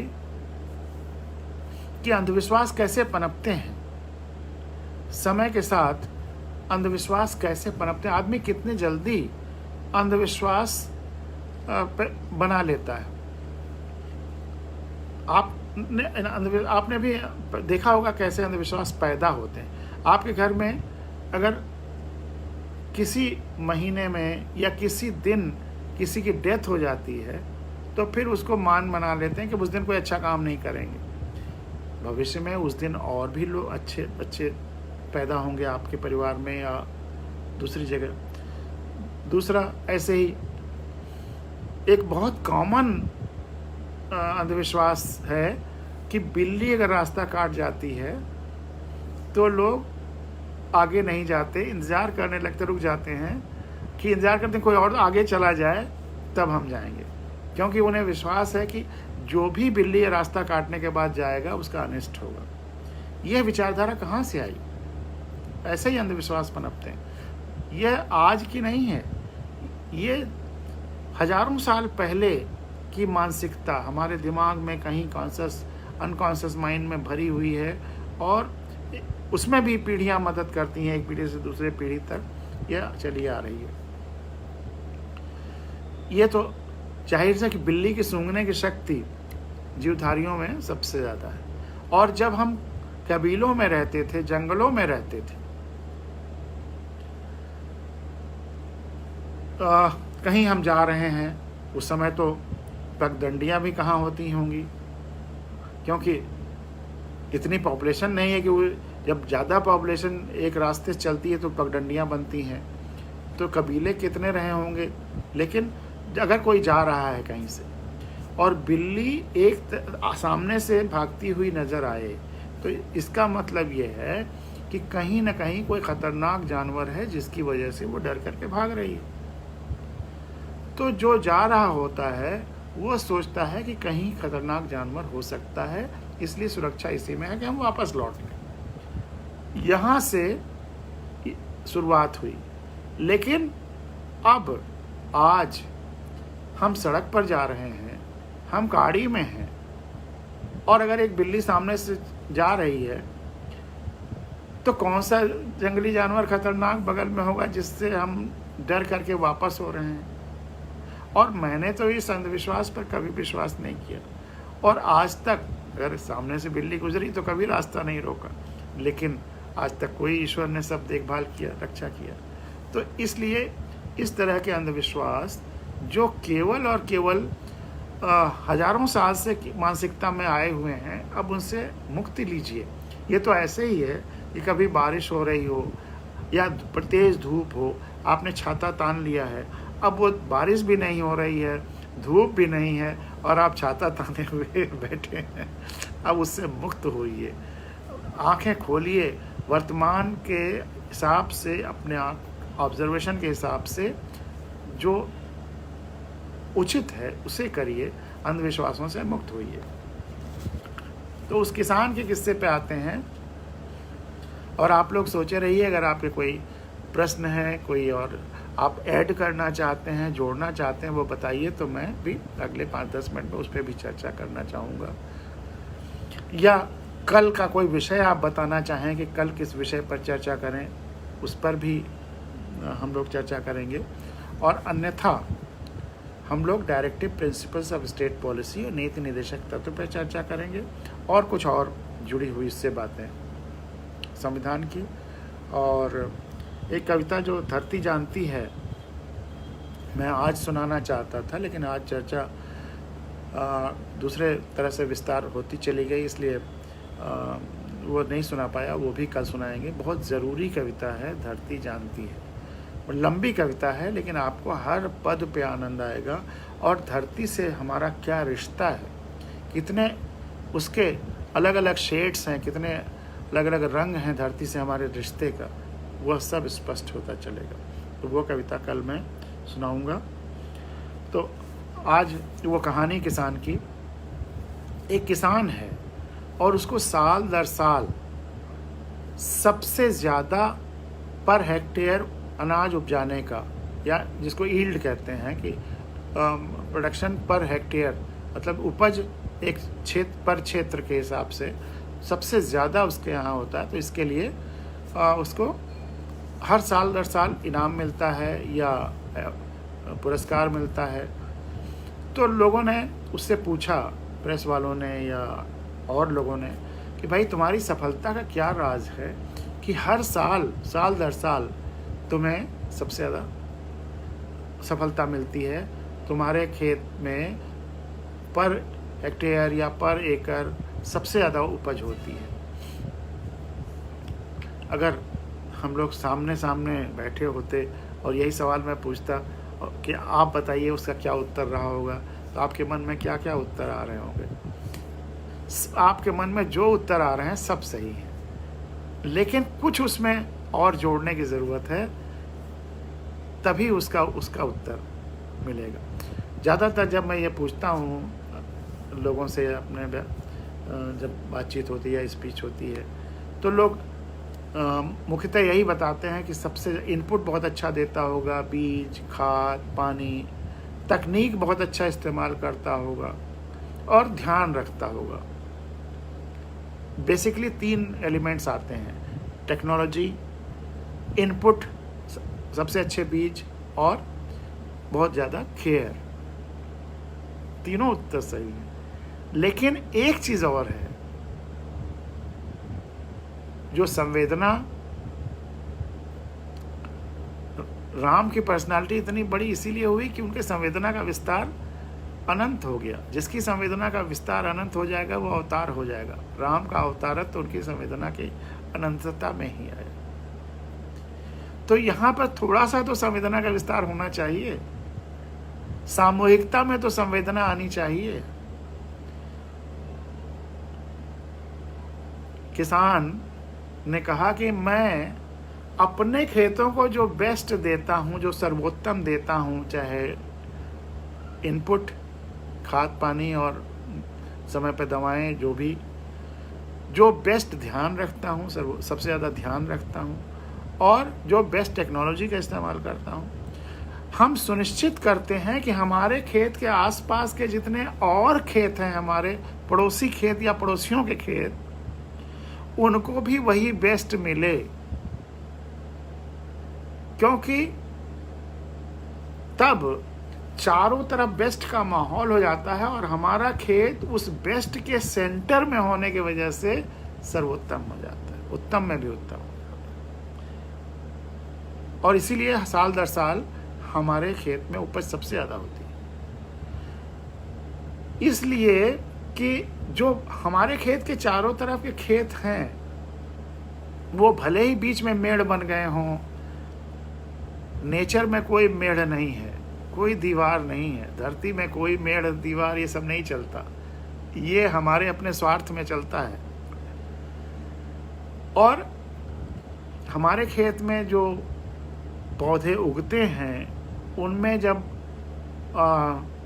फूल से फल बनना होता है, उनका परागण होता है, क्रॉस पॉलिनेशन होता है, तो बगल के खेतों से जो कीड़े मकोड़े आते हैं उन पौधों से वो हमारे खेतों में क्रॉस पॉलिनेशन करते हैं। तो अगर बगल के खेतों के बीज कमज़ोर हैं तो हमारे खेत में भी फसल पे असर आएगा। अगर बगल के खेत में रोग लग रहा है तो हमारे खेत में भी रोग लगेगा। अगर बगल के खेत में सिंचाई नहीं हो रही है, कोई एक हिस्सा सूख रहा है, तो हमारे खेत में भी उस तरफ का हिस्सा सूखेगा। तो प्रकृति में कोई बाउंड्री नहीं है, प्रकृति में आवाजाही निरंतर है। इसलिए हम अगर चारों तरफ अपने अच्छाई का माहौल रखेंगे तभी हम अच्छे होंगे, तभी हम बेस्ट होंगे। तो वही वो तो चांद का टीचर भी करता था, वही हमारा संविधान कहता है कि हमें इंडिविजुअली बेस्ट करना है लेकिन सामूहिक भी बेस्ट करना है, तब हमारा बेस्ट और खिलेगा। हम एक्सीलेंट हों और आसपास के लोगों को भी एक्सीलेंट बनाएं, तब हम और सुपर एक्सीलेंट हो जाएंगे। तब हमारा देश वैसा होगा जैसा कि हमारे स्वतंत्रता सेनानियों ने सोचा था और हम सब लोग खुशहाल रह पाएंगे। तो वो किसान का ये जो संवेदना का विस्तार व्यक्ति से सामूहिकता की तरफ है, उसका एक आदर्श उदाहरण है। और इसके साथ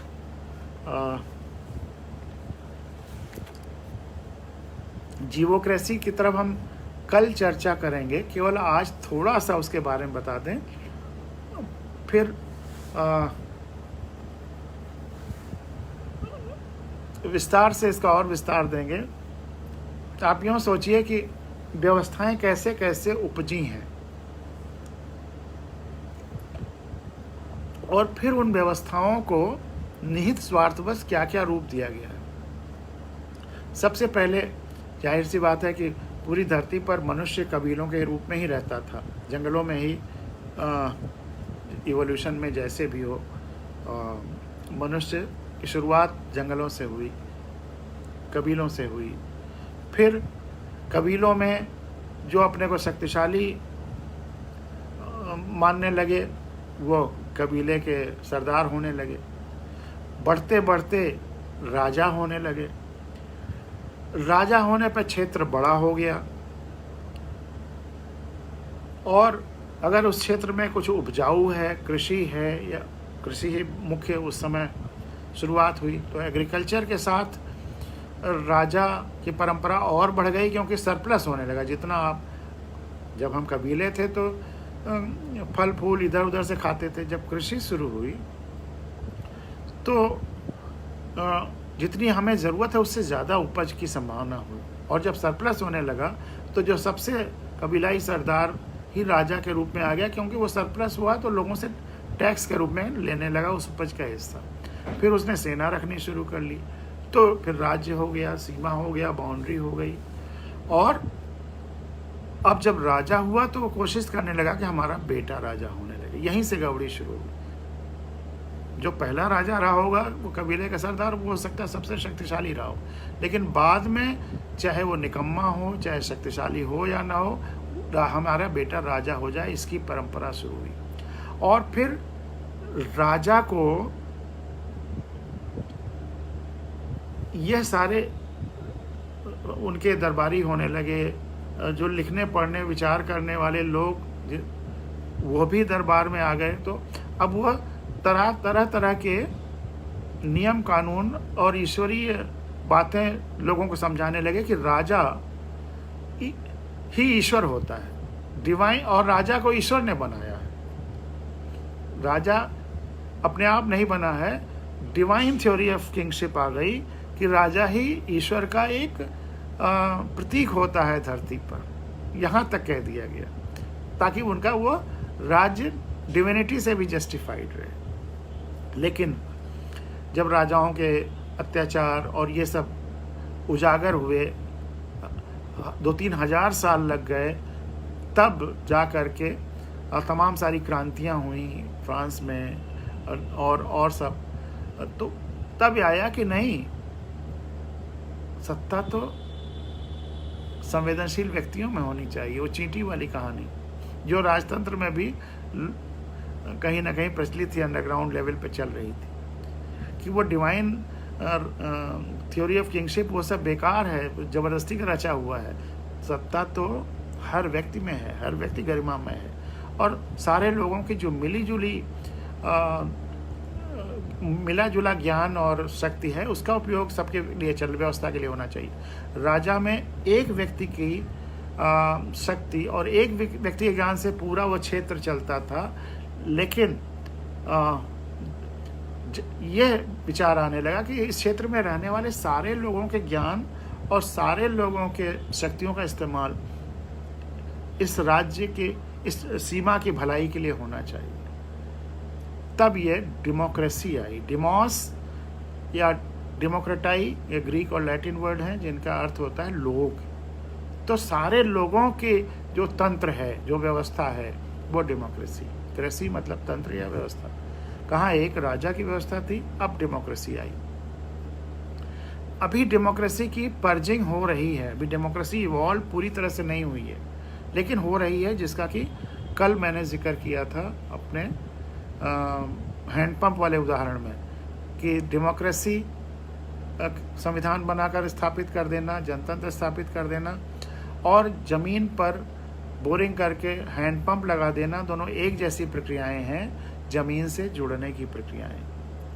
और जैसे हैंडपंप में पहले गंदा मटमैला पानी आता, फिर साफ पानी आता है, वैसे डेमोक्रेसी में भी शुरुआत में तमाम तरह की गंदगियां रहती हैं, लेकिन धीरे धीरे प्योर होती चली जाती हैं। यहाँ तक तो बात सही थी, लेकिन कुछ इनहेरेंट कमियां हैं डेमोक्रेसी की, और वह है कि व्यक्ति अपनी भलाई के बारे में सोच लेगा, चलो हम सारे लोग उस देश के जहाँ डेमोक्रेसी है खुशहाल हो जाएं, सबकी देखभाल हो, लेकिन प्रकृति, पर्यावरण, हमारे डेमोक्रेसी लिखा तो है संविधान में, लेकिन कहाँ देखभाल हो पा रही है। जब हम आज़ाद हुए थे तो एक आदमी पर 100 से ज़्यादा पेड़ का औसत था, और आज 28 रह गया है। नदियाँ जब हम आज़ाद हुए थे तो कैसी थी और आज कैसी हो गई। तो ये जो दुर्दशा है प्रकृति की, पर्यावरण की, ये इसीलिए है कि मनुष्यों ने अपना तो ध्यान रखा, लेकिन प्रकृति और पर्यावरण इनका ध्यान नहीं रखा, इनका दोहन करते रहे। तो इस दोहन से बचाने के लिए एक ऐसी व्यवस्था आनी चाहिए जिसमें कौन हमारा रिप्रेजेंटेटिव हो, कौन विधानसभा और लोकसभा में बैठे, ये केवल मनुष्य ही नहीं तय करें, ये जीव जंतु वनस्पतियां भी तय करें, उनका भी रोल हो। तो उस तंत्र को, उस व्यवस्था को, उस पद्धति को मैंने जीवोक्रेसी कहा, जहाँ सारे जीवों की राय ले ली जाए, सारे लोगों की राय ली जाए चुनने में, तो वह लोकतंत्र है, सारे लोगों की राय। और जहाँ सारे जीवों की राय ली जाए तो वो जीवोक्रेसी है, या डेमोक्रेसी, तो वो जीवोक्रेसी, जीवतंत्र है। तो यह आज काल्पनिक लग सकता है, लेकिन भविष्य का ये स्वरूप होगा, उस तरफ जाना है। अगर हम प्रकृति की रक्षा नहीं करेंगे तो कोरोना जैसी चीज़ें बार बार आएंगी, अभी और भयानक रूप में आ सकती हैं। इसलिए हमको पेड़ों, पौधों, वनस्पतियों, प्रकृति, पर्यावरण, नदियों, सबकी आवाज़ सुननी होगी, सबका ध्यान रखना होगा। यहाँ तक तो फिर उसके बाद मैंने व्यंग्यात्मक, क्योंकि वो सेटायर भी चलता रहा और इसमें सीरियस थॉट भी चलता रहा। सेटारिकल उसमें ये रहा कि जो लोग चुनाव में नॉमिनेशन करते हैं वो पेड़ों पौधों वनस्पतियों से उनको आलिंगन करने को कहा जाए या देखभाल करने को कहा जाए। जिसके देखभाल करने से पेड़ पौधे और खुशहाल हो जाएं उनको चुना जाए, जिनके सूखने लगें उनको रिजेक्ट किया जाए। या अगर जानवरों की राय लेनी है तो उनको जानवरों के पास से गुजारा जाए। जो जानवर उनको छोड़ दे इसका मतलब उनको इलेक्ट कर लिया, जो उनके नुकसान पहुंचाने की कोशिश करे इसका मतलब रिजेक्ट कर रहा है। जैसे शेर के बारे में अगर रखा गया तो इस तरह से मतलब शेर की राय लेने के लिए वो व्यंग्यात्मक पहलू था। लेकिन बाद में हमारे तमाम सारे मित्रों ने भी कहा और हमें भी लगा कि इसमें एक बड़ा डीप फिलोसफिकल आइडिया भी है जो कि धीरे धीरे और स्पष्ट होगा। लेकिन इसका इमीडिएट एक फॉल आउट ये है कि अगर सबकी राय लेनी है और हमारे इस डेमोक्रेसी को भी यूनिवर्सल फ्रेंचाइज कहा जाता है कि सबको मताधिकार, यूनिवर्सल मताधिकार, तो अगर यूनिवर्सल मताधिकार है तो फिर बच्चों को मताधिकार क्यों नहीं है? बच्चों को भी वोट देने का राइट है, आखिर वो भी इंडिविजुअल हैं। इस पे गहराई से सोचने की ज़रूरत है कि बच्चों को मताधिकार क्यों नहीं है, क्योंकि यूनिवर्सल फ्रेंचाइज में सबको होना चाहिए। और बच्चे हमारे समाज के सबसे पवित्र अंग हैं। जो पवित्रतम है, अगर हम उसका राय नहीं लेंगे व्यवस्था में तो फिर व्यवस्था कैसे पवित्र होगी? बच्चे जात, छोटे बच्चे जिनको 5 साल से 18 साल के जो बच्चे हैं वो जाति, धर्म और ये सब लोभ लाभ इन सब से प्रभावित नहीं है।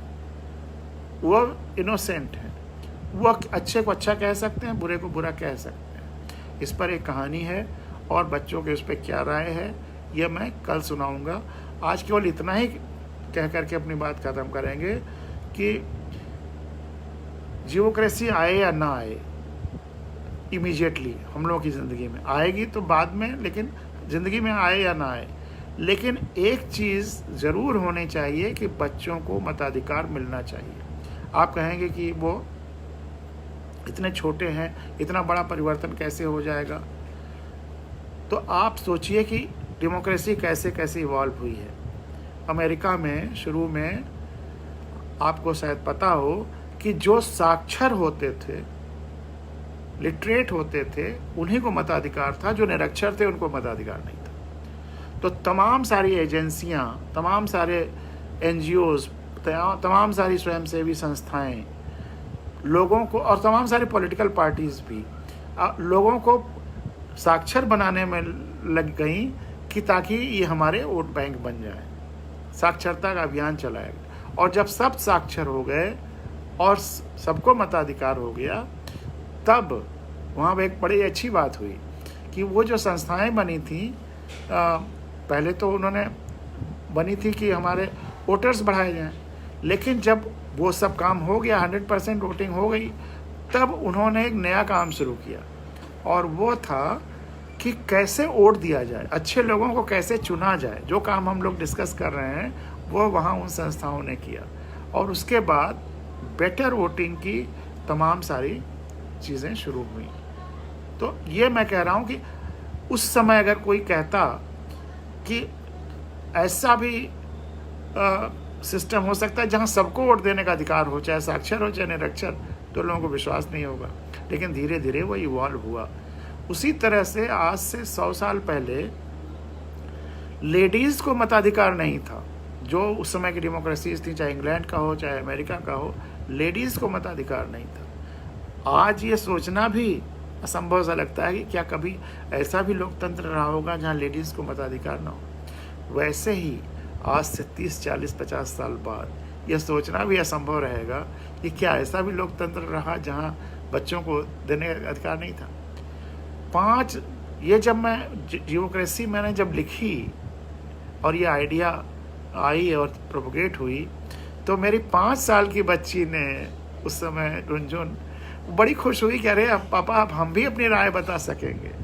तो बच्चों में उत्साह भी रहेगा और 5 साल से ऊपर के सारे 5 साल से 18 साल तक के बीच के बच्चों को जिस दिन इलेक्शन है आप स्कूल खुला रखिए और उनसे वहीं वोट ले लीजिए। तो आपका मतदान का परसेंटेज जो 50% है वो 80-90। और बच्चे इनोसेंटली, हर बच्चा जानता है। मैं तो जब मुझसे मेरे लेक्चर्स में लोग पूछते हैं कि हम कैसे जाने कि कौन प्रत्याशी अच्छा है, हमने कहा आप किसी बड़े से पूछिए मत, एक छोटे बच्चे से पूछ लीजिए। बच्चा जानता है कि कौन अच्छा है कौन खराब है। उसी को और स्पष्ट करते हुए वो जो कल मैं कहानी सुनाऊंगा और वो सेंटेंस सुनाऊंगा, वो बहुत ही आपको आनंद आएगा, लेकिन वह बहुत ज़रूरी है। और बाद में कोरिलेट हो गया, क्राइस्ट ने कहा था कि बच्चों को मेरे पास आने दो, उन्हें रोको मत, क्योंकि स्वर्ग का राज्य उन्हीं का है। तो अगर राज्य और व्यवस्था को स्वर्ग जैसा बनाना है, खुशहाल बनाना है, तो बच्चों को वहाँ तक जाना चाहिए, बच्चों की राय वहाँ तक जानी चाहिए। और बच्चों को ये नहीं कि उनको MP MLA बना दो, बस उनकी राय ले लो, तो व्यवस्था अपने आप बहुत अच्छी हो जाएगी। यह आज कल्पना लग सकती है, लेकिन कल यह होने वाला है। कल ये कहानी भी सुनाएंगे ज्यूक्रेसी वाली, और संविधान के directive principles of state policy पर भी आएंगे। तो आज हमारे ख्याल से 6:30 बज रहा है, आपसे विदा लेते हैं। बहुत आनंद आया, और कल और आनंद। हम लोगों का काफिला निकला है, बहुत दूर तक जाएगा, पूरा विश्वास है। जुगनुओं को मिलजुल कर ढूंढ जोड़कर सूरज बनाना है, हर हाल में इस देश, धरा और लोकतंत्र को जगमगाना है। जुगनुओं को मिलजुल कर ढूंढ जोड़कर सूरज बनाना है, हर हाल में इस देश, धरा और लोकतंत्र को जगमगाना है। बहुत बहुत नमस्कार, बहुत बहुत नमस्कार, शुभ रात्रि।